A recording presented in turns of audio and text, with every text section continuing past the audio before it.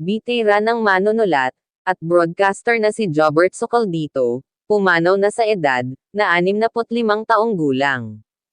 Opisyal nang kinumpirma ang pagpanaw ng kilalang showbiz columnist, radio personality, at talent manager na si Jobert Socaldito noong umaga ng Linggo, August 2, 2026. Siya ay namayapa sa edad na 65 taong gulang lamang.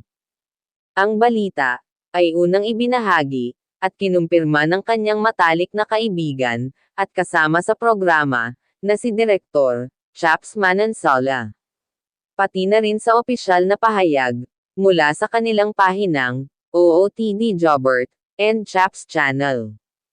Ayon sa ibinahaging detalye, bandang alas 9:45 hanggang alas 10:15 ng umaga, nagkaroon ng pangyayari sa tirahan ni Socaldito, sa Camyas, lungsod ng Quezon.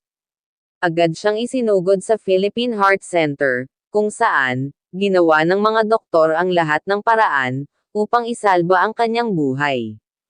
Ngunit, sa kasamaang palad, idineklara siyang pumanaw na, bandang alas 10:30 ng umaga.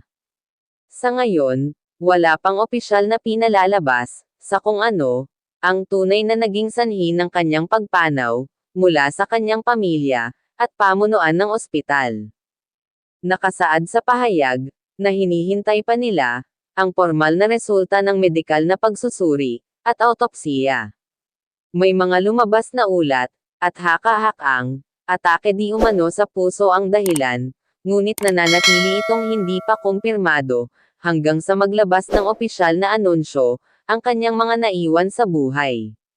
Nakiusap din ang pamilya, na igalang ang kanilang pribadong panahon ng pagdadalamhati, at manalangin, para sa kaluluwa ng yumao. Si Jobert Socaldito ay ipinanganak, noong April 16, 1961, at mahigit 4 na dekadang naging bahagi siya, ng buhay ng mga Pilipino, bilang manunulat sa mga pahayagan, tulad ng bandera, tagapagbalita sa radyo, lalo na sa DZMM. At naging tagapamahala rin, ng mga artista. Kilala siya sa kanyang pagiging tapat, diretsahan, at punong karunungang pagsusuri, tungkol sa mundo ng aliwan.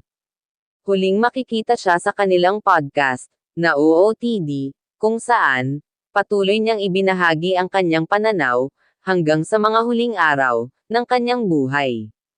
Sa oras na ito, ay patuloy na dumaragsa ang pagpupugay at pakikiramay, mula sa mga kasamahan sa industriya, mga artista, at sa kanyang mga tagahanga. Iaanunsyo naman sa takdang panahon, ang karagdagang detalye, tungkol sa lamay, at libing ni Jobert Socaldito.